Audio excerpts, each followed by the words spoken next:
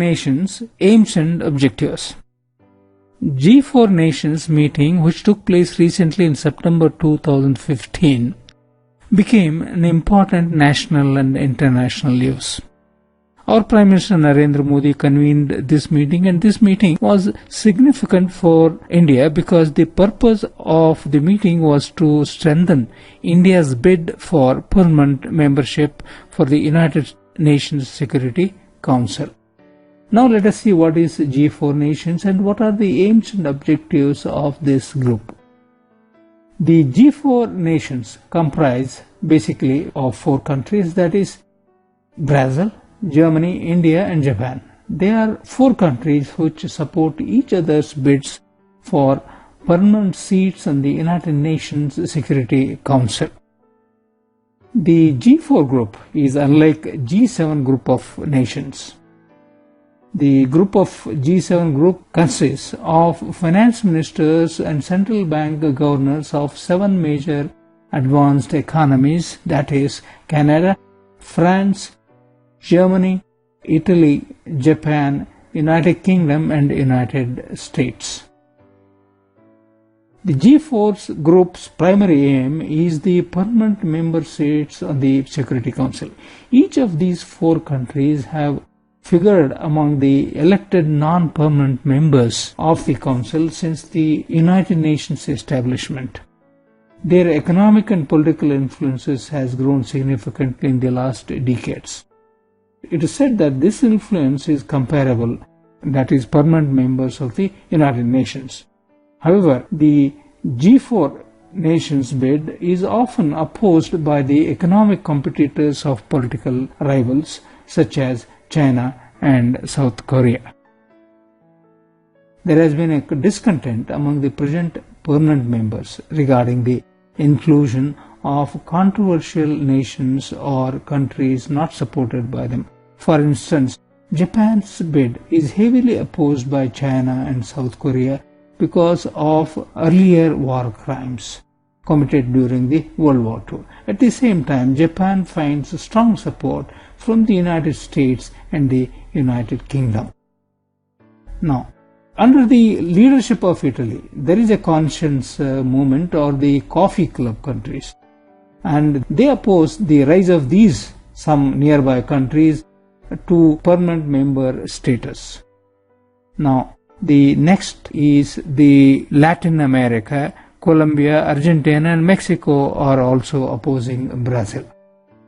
It is to be noted that all members of permanent members of P5 have supported India's bids for permanent seat on the United Nations Security Council, but China has given a conditional support for India's bid for the permanent seat on the United Security Council if India did not associate its bid with the Japan. The United Nations currently has the 5 permanent members with a veto power in the Security Council. They are the China, France, Russia, United Kingdom and United States. The G4 nations are regularly elected to 2-year terms on the Security Council as non-permanent members by their respective regional groups, that is, in the 25-year period from 1987 to 2010. Brazil and Japan were elected for 5 terms each earlier, and Germany for 4 terms and India for 2 terms. By comparison, the 3 permanent members of the Security Council who have maintained their seats since the United Nations founding, that is, France, UK and US, have each accrued 69 years of membership. The People's Republic of China has held its permanent seat for 43 years and Russia has held its permanent seat for 23 years. Now let us see the key features of these G4 nations in terms of population, GDP, UN funding, defense budget and the military status, whether they are active, and also nuclear power they possess. You can see that India has a fairly good standing with a nuclear power arsenal. In terms of GDP, Japan stands the highest, being third in the world. Then comes Germany, then the Brazil, and the India is in the 9th position.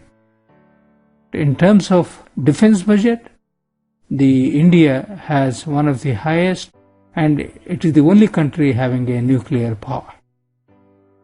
The G4 nations also have suggested that 2 African nations, in addition to themselves, should also be included in the enlarged United Security Council. That is, Egypt, Nigeria and South Africa. All these countries are also laying claim for the permanent African United Nations Security Council seat.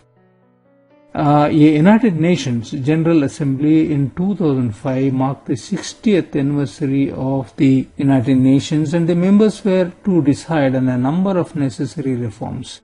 It included the Enlarged Security Council. However, the unwillingness to find a negotiable position stopped the most urgent reforms of the United Nations Security Council. Now, what do G4 nations want, and what is the argument, and what is India's role in this G4 nations? Now let us see what exactly G4 nations want, what is their arguments, and what India's role in this. As said before, basically G4 group wants a permanent United Security Council membership for all the 4 nations plus another 2 African nations. In September 2015, Narendra Modi invited the leaders of the G4 nations for a summit following the adoption of the United General Assembly decision for their demand. Now, he invited German Chancellor Angela Merkel, Japanese Prime Minister Shinzo Abe, and Brazilian President Dilma Rousseff. They all participated, and it was the first meeting of G4 nations since long time, that is since 2004. Prime Minister Narendra Modi pressed for the United Security Council reform within a fixed time frame in the current session of United Nations. The argument of India was that the United Nations is not in tune with the new concerns like terrorism and climate change, and it must include the world's largest democracies, major locomotives of the global economy, and voices from all major continents to carry out greater credibility and legitimacy. It will make United Nations Security Council more representative and effective in addressing the challenges of the 21st century.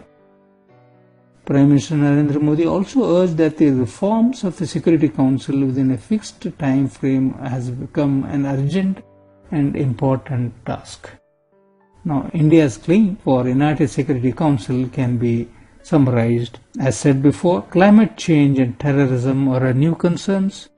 Cyber and space are entirely new frontiers of opportunities and challenges. Now, trends in demographic and migrations are posing new challenges, and climate change and terrorism are our new concerns.